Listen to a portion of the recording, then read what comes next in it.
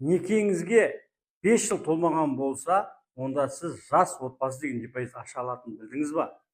Сіздің жасыңыз не важно? Может, 30-дасыз ба, 35-тесіз ба, 40, 50, 60, 70-тесіз ба? Пропискаңыз бар, жоқ, ол да не важно. Атыңызда үйі бар, жоқ, ол да ешқандай қатысы жоқ. Тек некеге тұрған уақытыңызға 5 жыл аспау керек. Сол кезде сіз жас отбасы деген депозит отбасы банкқа барып, өзіңіз, жұбайыңыз екеуіңіз барасыздар, неке туралы куәлігіңізді апарасыз, жеке куәлігіңізді апарып, жас отбасын ашып алып, жинақтай бастайсыздар.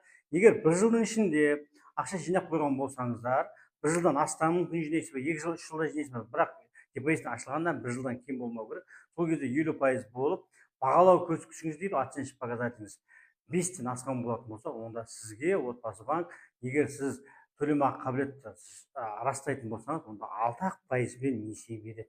Осыны бүкіл жаңадан үйленген азаматтарға, таныстарыңа бәріне таратыңыздаршы, біліп жүрсін, отбасы банкта жас отбасы деген депозит бар екен.